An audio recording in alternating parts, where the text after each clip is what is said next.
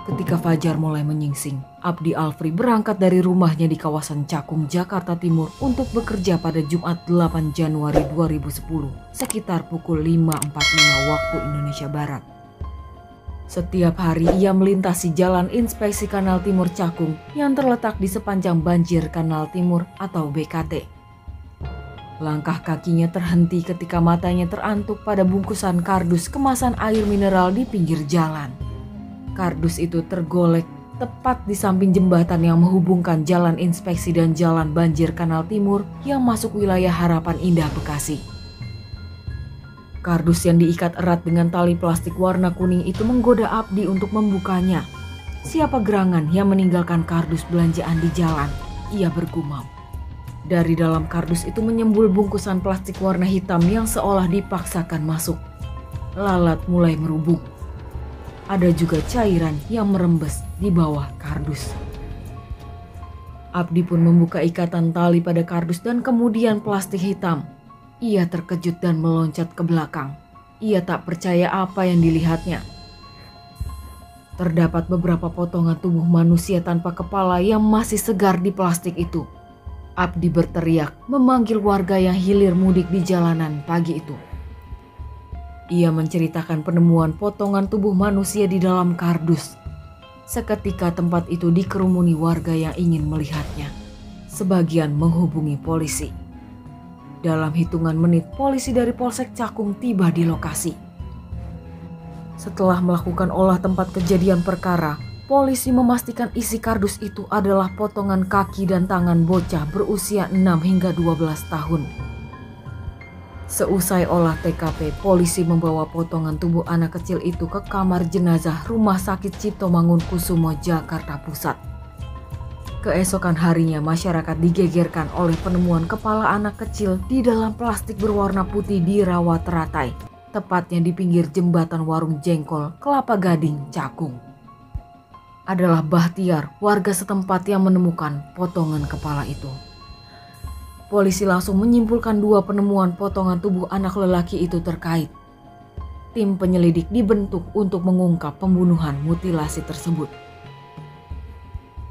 Pengungkapan kasus itu tak membutuhkan waktu lama. Polisi menerima laporan salah seorang warga Gang Ketut RT 4 RW 7 Cakung yang mengaku kehilangan anaknya bernama Ardiansyah berumur 9 tahun. Polisi langsung melakukan tes DNA di kedokteran Polri dan visum et repertum dari instalasi kedokteran forensik Rumah Sakit Kepolisian Dr. Sukamto. Hasilnya ternyata cocok. Orang tua korban menceritakan anaknya sering mengamen di Terminal Pulau Gadung. Korban dan teman pengamennya kerap terlihat bersama Babe, pedagang rokok asongan yang mangkal di depan gedung Pulau Gadung Trade Center atau PTC. Babe yang bernama asli Baikuni, kelahiran Magelang, Jawa Tengah 6 September 1960 dikenal sebagai pengasuh anak jalanan. Hari itu juga polisi bergerak cepat menangkap Babe di rumah kontrakan milik Kong Ahmad di Gang Masjid Haji Murdalim RT 6 RW 2 Pulau Gadung, Jakarta Timur. Pria berkulit gelap, berkumis, dan berusia sekitar 50 tahun itu tak berkutik saat digerebek polisi. Ia langsung digelandang ke kantor polisi. Kepada polisi, Babe menceritakan sudah mengenal bocah itu sejak 6 bulan lalu. Ardiansyah sering menginap di rumah kontrakannya. Begitu juga pada Kamis 7 Januari 2010, Ardiansyah datang ke tempat jualannya. Bocah pengamen yang terbilang ganteng itu dipangkunya. Tak lama, Babe mengajak bocah itu ke kontrakannya. Setiba di kontrakan, Ardiansyah disuguhi mie rebus. Setelah Ardiansyah makan sekitar pukul 14.30 waktu Indonesia Barat, Babe mengunci pintu kontrakan. Ia merayu bocah itu agar mau disodomi. Ajakan itu tentu saja ditolak hingga membuat Babe marah. Lagi Ardiansyah lengah, Babe lalu menjerat leher bocah itu dengan tali plastik hitam. Tubuh korban pun lemas. Diperkosalah Ardiansyah oleh Babe setelah mendapati korban sudah tidak berdaya. Setelah meluapkan nafsu bejatnya, Babe meninggalkan jasad Ardiansyah di dalam kamarnya dan menguncinya. Ia kembali ke tempatnya berjualan. Baru pada pukul 17 waktu Indonesia Barat, Babe pulang. Ia langsung meraih golok dan memotong tubuh bocah itu menjadi 4 bagian. Potongan tubuh, kaki dan tangan dimasukkan kardus, sedangkan potongan kepala dibungkus baju bekas dan dimasukkan kantong kresek. Jumat 8 Januari 2010 sekitar pukul 3 waktu Indonesia Barat, Babe mengendap-endap keluar dari kontrakan. Ia menembus dinginnya pagi sambil menenteng 2 bungkusan berisi potongan tubuh manusia. Jasad bocah itu dibuang di 2 tempat yang berbeda, yaitu jembatan BKT dan Rawat Rate. Dari pengakuan Babe, ternyata ia pernah menyodomi dan membunuh 10 anak jalanan lainnya sejak 1993 hingga 2010. Hanya korban yang dibunuh dengan cara dimutilasi baru dilakukan sejak 2007. Korban sodomi dan mutilasi menimpa 4 anak jalanan, yaitu Adi 9 Juli 2007, Rio 14 Januari 2008, Arif 15 Mei 2008, dan Ardiansyah. Beberapa korban dikubur di berbagai tempat selain di Jakarta, seperti di Kuningan, Jawa Barat, serta Magelang, Purworejo, dan Purwokerto, Jawa Tengah. Sedangkan Komnas Perlindungan Anak menyebutkan setidaknya ada 15 korban anak yang dibunuh Babe. Pasalnya di kontrakan Babe ditemukan kumpulan koleksi foto anak jalanan yang disimpan di dalam kotak rokok. Sudah belasan tahun Babe melakukan perbuatan keji terhadap anak-anak.